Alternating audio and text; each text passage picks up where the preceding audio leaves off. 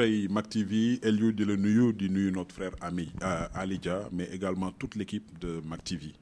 donc di kontaan ci yéen ci seen taxawaay comme ni ngeen koy faral di defee aller vers l'information mais surtout informer vrai donc tey boo leen fi ñëwee je pense que c'est pas la première fois mënuñu lu dul encourager li nga xam ne moom ngeen di def comme liggéey. monsieur le maire ginnaaw bi la nuyoo ñu gis actualité bi nga xam ne xew na si commune ñu benn manifestation bu amoon démb ñu gis ne après manifestation am na tuuti polémique gis nañ ne population ñenn si population bi ngi laaj lu tax suñu maire bi lan mooy taxawaay aussi maire bi par rapport à ça ñu ñëw pour xool lan mooy aussi sa position par rapport à ça monsieur le maire. Bon je pense que laaj bi leer na li ci am solo d'abord mooy man ma position par rapport à ce projet waxuma position sax mais la mooy ñun suñu responsabilité suñu cër ci projet bi mais balaa boobu bëggoon naa féliciter les membres du collectif pour la sauvegarde du littoral donc bu baie de Hann di féliciter notre frère Mbacké Seck ci taxawaayam moom ak ñi mu àndal ñëpp et j'ai associé Maodo Dieng mais également notre sœur Mami Gueye conseillère municipale présidente de commission Djibi Diop également qui est membre du collectif di féliciter en tout cas yeneen identité remarquable yi nga xam ne dañoo ñëw donc ñoom ñëpp ci liggéey bi nga xam ne bu ñu nee collectif rek c'est-à-dire que pour askan wi la beneen bi personnellement dire que j'adhère totalement à la démarche du collectif te bu ma nee j'adhère totalement à la démarche du collectif c'est que dafa am benn préoccupation boo xamante ne bu ñu am la ñun au niveau de la population parce que nag béréb boobu dafa am histoire du béréb boo xamante ne xeer ya nañ koy wax dañu ñëw tëb tey rek c'est-à-dire que ñu ne dañ koy privatiser non ñi ngi jëm ci période nawet période tàngaay bu fekkee ne am ngeen ay images yéen Mak TV je pense qu'il serait bon d'illustrer wane mbooloo ma nga xam ne dañ fay dajee ci période tàngaay c'est pour vous dire déjà li nga xam ne dafa bokk ci lieu de loisir parce que ñu bari foofu nañuy nekk beneen élément bi nga xam ne am na solo ñu di ko préciser foofu c'est que keroog bi nga xam ne dégg nañ projet bi am na man maa njëkk a jóg taxaw dem sur le site ànd ak ki nga xam ne ñi ngi koy wax Djidiack Faye nekk président commission sociale fii un élu ànd ak Maodo Dieng président conseil de quartier mais également ànd avec la division technique de la mairie parce que nag institution buy dox da ngay dem vers l'information doo toog ci réseaux sociaux wala nga toog ci dañ la wax man maa sol sama dàll taal sama oto dem ba ci site bi ba ñu eggee ci site bi ñu fekk fa suñu ay sœur yoo xamante ne yàgg nañ di fa toog parce que tey fii ci commune Hann Bel-Air képp koo xamante ne soxla nga coquillage bëgg nga xor xam nga fa nga koy jëndee te foofu la te ci li ëpp ñi mën a activité yooyu ay doomu Yaraax lañu waa commune Hann Bel-Air donc bi ñu demee mooy d'abord assister suñu sœur yi massewul leen coono mais xam li xew lan la ba ñu demee ñu won ñu këyit yoo xamante ne le maire Idrissa Diallo yàlla na ko yàlla yërëm daf leen délivrer woon autorisation ñu nekkoon fa depuis yàgg na ma jugee ci ñoom dem à la mairie de Dalifort boobu c'était quelque temps après le décès de Idrissa Diallo ma ànd encore une fois avec le président du conseil de quartier Maodo Dieng ànd ak Djidiack Faye ànd avec la division environnement boobu c'était aller vers la source pour xam exactement autorisation bi naka la demee parce que kenn gisugul autorisation boobu bi ñu demee ñu fekk fa madame Traoré moom moo nekkoon donc premier adjoint au maire nekk intérimaire fekk fa madame Diop secrétaire municipal fekk fa également donc le service de l'urbanisme pour laaj leen waxtaan ak ñoom lu jëm ci wàllu autorisation bi donc c'était pour vous dire que ñun lañ ci waroon a dox en son temps doxoon nañ ko mais ñu bàyyi xel que femmes ya fa nekkoon déguerpiroon nañ leen ba pare mais bi ñu déguerpiree femmes yi ba nga xam ne génn nañu ñun ba ñu demee génn mairie dama woo le sous-préfet de Pikine Dagoudane c'est important li may wax c'est pour vous dire que ñun ba ñuy dox di def la nga xam ne moom dañuy xaar ci maire parce que nous sommes une institution mënuñu toog am nañu légitimité ak légalité wu toog di jokkoo avec les services de l'État donc bi ñu demee avec le maire de Pikine Dagoudane on l'a interpellé et le sous-préfet ci boppam moo ñu ne am na loo xamante ne xamuñu ko ñu daal di bàyyi et depuis lors ñun ba ñu demee fekk suñu famille keroog dañoo jël enveloppe motiver famille pour que ñu mën a delluwaat continuer ci seen liggéey kenn déggatul dara alors entre-temps le promoteur dem na xam naa dem uti ay këyit mais man li nga xam ne moom laa gëm depuis 2009 nous avons la confiance des populations moi je suis pour le respect des institutions administration boo ci nekkee këyit la le promoteur am na këyit il s'est procuré ay këyit am na autorisation de construire signée par Dalifort mais leeral encore une fois que yëf yi ma nga xewee Dalifort xewewul Hann Bel-Air loolu mooy lan c'est pas ma juridiction man li nga xam ne problème la fii ci Hann Bel-Air lii préoccupation fii ci Hann Bel-Air mais mairie bi mi ngi ciy taxaw est-ce que yéen de 2009 à tey mos ngeen dégg population Hann Bel-Air génn ci benn autorisation bu ñu signé population yi contesté ko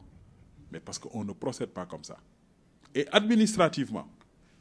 dafa am loo xamante ne comme je dis le promoteur privé ñun on n'a aucune relation administrative aucun droit sur ce projet amuñu luñ ciy wax mais nag en tant que citoyen parce que nag bu leen fàtte ne que ce collectif proximité bi tax ñu wax ak site boobu man je parle en tant que citoyen et ki may njëkk a interpellé c'est le maire de Dalifort donc Baye Diop si toutefois ce projet moom d'accord ci c'est de sa responsabilité c'est la responsabilité de Dalifort bu fekkee ne Dalifort d'accord na ci ñoom cautionné nañu ci projet bi ñoom jugé nañ na que waa ji il agit en toute légalité mais dafay loo xamante ne dafa baax pour que nit ñi xam mu leer ñun Hann Bel-Air on n'a rien à voir dans ça damay leeral defoon nañ fi benn communiqué peut-être que communiqué bi am na ñoo xamante ne ci déggin ci entendement ils l'ont très mal vu mais liñ ci jublu woon c'est tout simplement pour leeral que les questions administratives ñi ngi koy traité à Dalifort parce que Dalifort moo signé moo engagé moo cautionné administration dafa am nu mu bindoo bu fekkee ne ñoom d'accord ñu ci projet bi mais maire bu jëlee benn arrêté municipal mun na jël toujours beneen arrêté pour soit changer autorisation bi mais annuler également autorisation parce que autorisation nga bëgg annuler da nga koy motiver parce que li Mbacké Seck di wax à chaque fois di ko fàttali di ci bamtu mais c'est important mënuñu am un projet d'envergure sur un espace public ñu attribuer que à un privé mais muy projet boo xamante ne jàpp nañ ne que am na benn envergure parce que 10 000 mètres carrés du projet bu ndaw nañ ciy def c'est des centaines c'est des milliers de Sénégalais d'individus ñoo fay dugg di génn mais mu ñëw ci benn béréb boo xamante ne dafa am histoire ce quartier a plus de 100 ans Yaraax bi ñuy wax nii a plus de 100 ans le code de l'environnement dafa am ay dispositions yu claires mooy étude d'impact environnemental mais ci biir étude d'impact environnemental daf ci am benn volet bu am solo mooy audience publique gis nga projet yu bari yi fi jaar à commencer par le TER projet baie de Hann yeneen projet yoo xamante dafay xew ba biir port autonome de Dakar ñun du ñu dugg biir port autonome de Dakar ci entreprise yi mais audience publique dafay am dañuy woo population yi nga xam ne environnante yi ñu toog waxtaan ak ñoom présenter leen projet population yi au moins xam quel est le risque on est en 2023 dañoo nekk dans une approche inclusive maanaam les populations ont droit à l'information gare maritime boobu booy gisee polémique bi bare c'est parce que jàkkaarloo boobu entre promoteur bi ak population yi musul am yëf yi conflit la tàmbalee parce que nag chantier yi bare nañu waaye chantier boo xamante ne aussi dafay bari ay gendarme ngay toog ñuy tabax cela veut dire qu'il y a un problème encore une fois sama cër man en tant que maire du attaquer le maire de Dalifort du attaquer le promoteur. Mais je le dis par rapport à un combat citoyen. Moi, je suis maire, loolu lay pratiquer. À chaque fois que mu am benn projet bu fiy jaar dañuy toog di waxtaan ñun on a géré des projets beaucoup plus difficiles. Le TER ñëpp xam nañ ne Colobane na mu meloon mais keroog bañ leen di woo fii ñu waxtaan mais on était presque 1000 personnes avec le sous-préfet ak difficulté yi ci amoon yëpp mais ba tey est-ce que da nga dégg benn contestation c'est parce que dafa nekk un projet d'utilité publique c'est important état am na droit yow nga am sa kër ñu ne kër gi dañ koy nangu parce que benn raison nag mooy cause d'utilité publique keroog ba ñu waree tabax le projet de restructuration de Yarax l'enjeu site de recasement bi parce que fépp fu ñuy jaar war fa def ay tali am na ay kër dañuy yëkkati kër yooyu mais zone de recasement boobu c'était à un privé mu amoon chantier bu mu ci waroon def keroog ba ñu waree ñëw ay gendarmes ñëw y avait 4 camions de gendarmes wàcc pour tabax mais man maa wàcc ci terrain bi ne je m'y oppose à l'époque aussi jëm si yàlla c'était le préfet Ibrahima Sakho qui était là et je me suis opposé parce que xamoon naa ne que ñi nga doon dem vers une restructuration te promoteur bi bu tabaxee loolu ñu ñàkk restructuration du am mais est-ce que boobu bañ ci tolloo j'ai appelé les populations non ce sont les populations ñoom ñoo génn de manière tout à fait spontanée boo demee ISRA jamono yii ma lay wax am na benn colonel officier boo xamante ne qui était à la présidence mais dañ ko attribuer li nga xam ne mooy espace public manifesté mais man dama toog ci wetu population yi quand les populations s'y sont opposées ñu toog mais si ñëw ma autorisation bi am na keneen koo xamante ne mi ngi fii sur la route de Rufisque boo jëlee Ola seen biir terrain ñoom ñoo ko moom di tabax station aujourd'hui si ñëw ma autorisation bi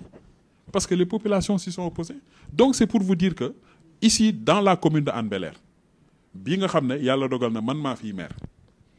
amul benn autorisation boo xamante ne dana indi problème ma signé ko boo demee Maristes kii bande d'Aouzou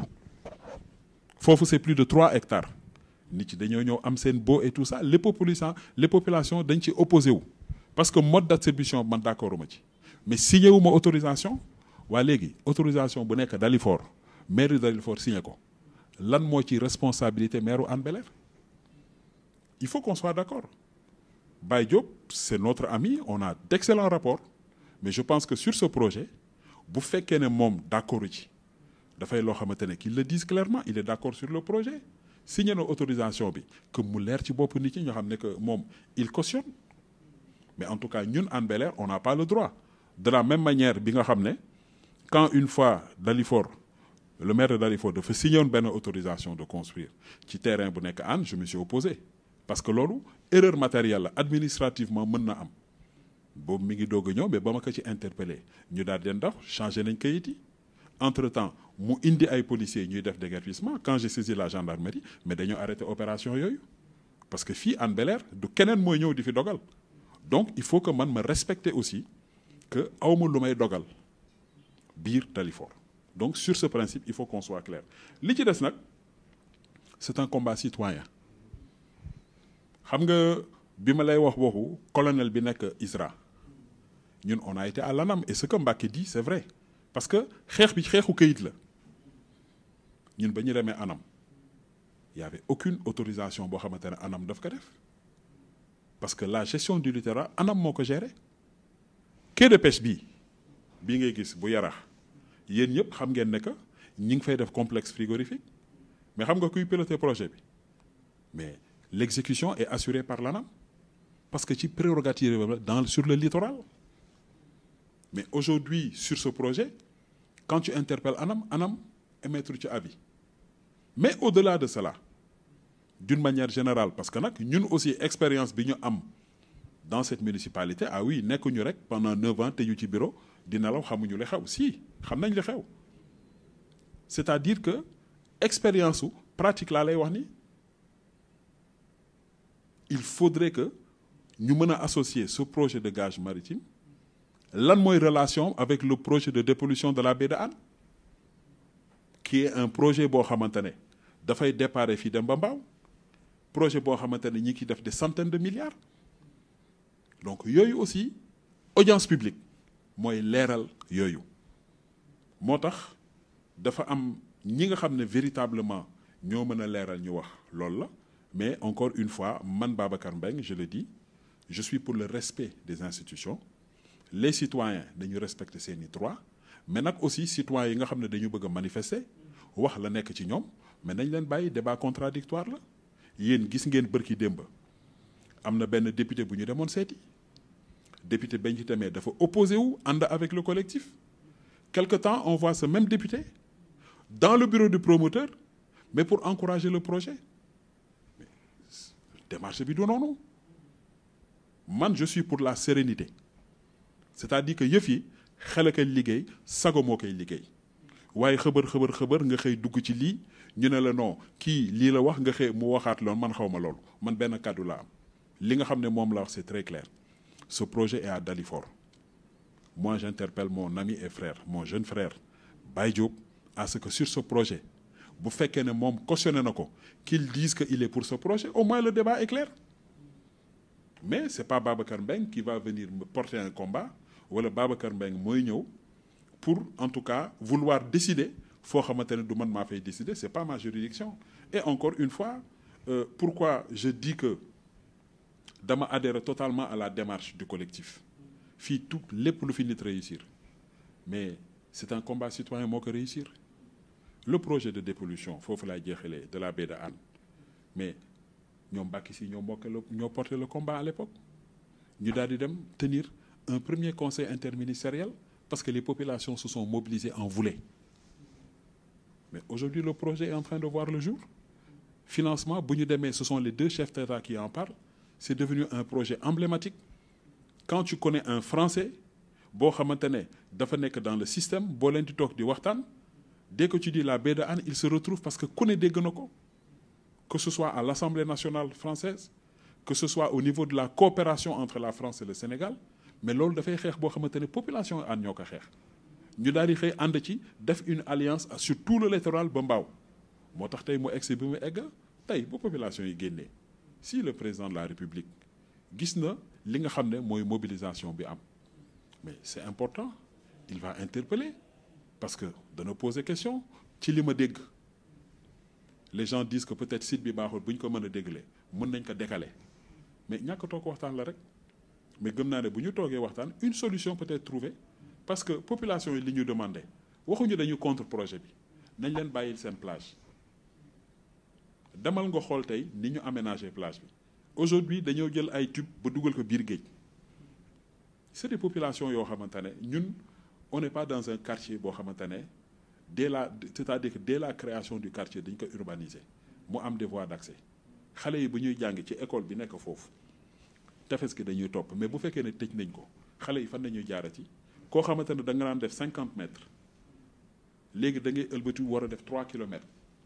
pour dellu si ça pose un problème c'est une école élémentaire du chaque parent dans l'école élémentaire mooy jël sa doom nga di ko encadrer muy dem surtout dañuy xalaat au plus petit moo tax ma ne la toog waxtaan bu amoon dans ce projet peut-être que Hann Bel-Air danañ ci mën a ñëw ànd ci gis ci seen bopp mais mieux que ça ci échange bi nga xam ne moom nañuy wax promoteur bi dana ko mën a permettre aussi mu xam naka lay aménager gare maritime bi ñu am benn voie boo xamante ne dana permettre ñu mën a def la mobilité mais population yi nga xam ne dañ ci doon def en termes d'occupation ñu ñëw ànd ci mais mieux que ça quelle est la part participative du promoteur dans ce projet pour les populations projet boo gis dafa am li ñuy wax RSE le rôle sociétal bu fekkee ne conflit bi nii la nar a demee ban moment dañuy toog waxtaan bu ñu jubóowul ci njëlbeen bi c'est pas à la fin parce que à la fin da ngay jël rek li nga xam ne moom moo fi nekk donc vraiment c'est pour vous dire en tout cas que au niveau de li nga xam ne moo fi xew il faut véritablement moi je le dis je lance un appel surtout au maire de Dalifort parce que c'est son projet c'est sa commune mu toog avec les populations toog avec ce collectif mais toog avec le promoteur jouer un rôle de rapprochement parce que rien n'est impossible les populations n'ont pas dit que projet bi du fi am mais li ñu bëgg a jëlee espace bi consulter wuñ leen yéguñu nga xëy bés ñu daal di jël tëj effectivement loolu dafay pratique boo xamante ne la nga fay def vraiment pour ñun ñi fi nekk 2023 bu ñu nee approche inclusive on gère avec les populations on est élu par ces populations il faut pas que ñu xëy di def loo xamante ne dafay lor ces mêmes populations en tout cas man c'est pas ma devise te ku xam mairie Hann Bel-Air ni ñuy doxee ni ñuy fonctionner lépp lu ñu am dañuy toog di ko concerter ñun dañuy dem ba ñuy reprocher ne leen mais yéen li ngeen di def ci concertation dafa bari dafa am loo xamante ne ci sa prérogative la mais nag nit ku ci nekk na muy doxalee en tout cas voilà en gros li nga xam ne moom laa bëggoon wax espérant que en tout cas je le dis de manière tout à fait très claire hein man je suis avec le collectif je suis avec les populations yi nga xam ne ñoo ma fal mais bëggoon aussi muy loo xamante ne toog waxtaan c'est pas dans le conflit projet boo xam ne da ngay ñëw def ko dans le conflit il y a eu des projets beaucoup plus compliqués wax naa leen waxu terre ñaata commune la traversé ñu egsi ba fii c'est parce que dañu jël benn volet beneen élément bi boo demee Bel-Air bi nga xam ne moom moo fa am mais Bel-Air c'était un quartier boo xamante ne mu ngi nekkoon fii au niveau du port booru Val d'Or ñu jógee foofu daal di ñëw fii mais tey bu fekkee ne dañoo ñëw di yëkkati mais nañ toog waxtaan y a un volet social qui a été oublié ña fa nekk ce sont des Sénégalais mais ña fa nekk am nañu ay droits am nañu ay préoccupations mais dans leurs préoccupations mais lan la leen projet bi di apporter même bu ñuy jug mais ñu nekk kii seen ndàmpaay la lii mooy li nga xam ne moom la ñuy def parce que yooyu yëpp dafay loo xamante ne bari na fi dans des projets yoo xamante ne am na fi ñun on a vu le terre fii des quartiers yoo xamante ne depuis plus de 40 ans 50 ans dafa jug des quartiers qui ont été restructurés mais c'est parce que chaque citoyen bu jug toog nañu waxtaan ak yooyu ñu expliquer la man lenn rek laa ciy déplorer je le dis encore une fois dugguma biir Dalifort pour faire la loi à Dalifort parce que je ne suis pas le maire de Dalifort mais je sais que am na yoo xamante ne ici à Hann télé laay waxee les promoteurs mi ngi dugg il y a des choses yoo xamante ne on ne fonctionne pas comme ça promoteur bu ñëw dañuy toog waxtaan ak yow lu ñuy def ñu daal di dem toog même nos projets qu'on réalise dañuy toog waxtaan avec les conseils de quartier amu ci benn projet bu ñuy ñëw rek xëy rek déroulé ne non dañuy defar ni c'est révolu le monde a changé daf ci am loo xamante ne population yi dañ ci am baat donc am na ci loo xamante ne loolu lañ jox loolu daal mooy li nga xam ne moom laa bëggoon wax surtout par rapport à ce projet encore une fois di féliciter encore une fois ce collectif pour le travail de sensibilisation bi nga xam ne moom lañu def démb gis nga leen ils ont manifesté il y a pas eu de taaluñu pneu defuñu dara ils ont lancé des messages il y a une belle mobilisation et je crois que li ci am solo loolu la donc pour ce qui est du promoteur comme en tout cas du maire de Dalifort nañu xam ne que lii collectif yi bëgg certains droits toog waxtaan mënul ñàkk fii ñu tollu tey bu ñu toogul waxtaan li fi am mooy li ñëpp di gis mooy nga ñëw def li ngay def indi sa gendarme rek taxaw mu dem te loolu franchement je pense que du Sénégal bi nga xam ne moom nañu bëgg la voilà aussi lim nga xam ne jar na préciser c'est-à-dire que dafa am ñu bare ñoo xamante ne dañuy laajte foofu Dalifort la wala du Yarax di leeral que canal bi nga gis muy jugee Rue d'Orifque di dem booru géej mooy séparer limite bi mooy wane ne que fii Dalifort la beneen côté bi mooy Hann Bel-Air bu ñu nee partie Hann Bel-Air mooy arrondissement Grand Dakar acte arrêté municipal autorisation bu maire Babacar Mbengue signé c'est le sous-préfet de l'arrondissement de Grand Dakar moom mooy ki nga xam ne moom moo koy validé beneen bi mooy autorisation bu maire Dalifort signé sous-préfet arrondissement Pikine Dagoudane mooy ki nga xam ne moo koy approuvé donc c'est pour vous dire que zone boobu du zone u Hann boobu zone u L la et enfin fi may jeexalee mooy le collectif lépp lu ñuy def dañuy ñëw seet si ma waxtaan ak man amul dara lu ñu mës a def te duñ ma ci wax donc c'est pour vous dire que man dama ci bokk ba jeex tàkk et je suis un membre à part entière de ce collectif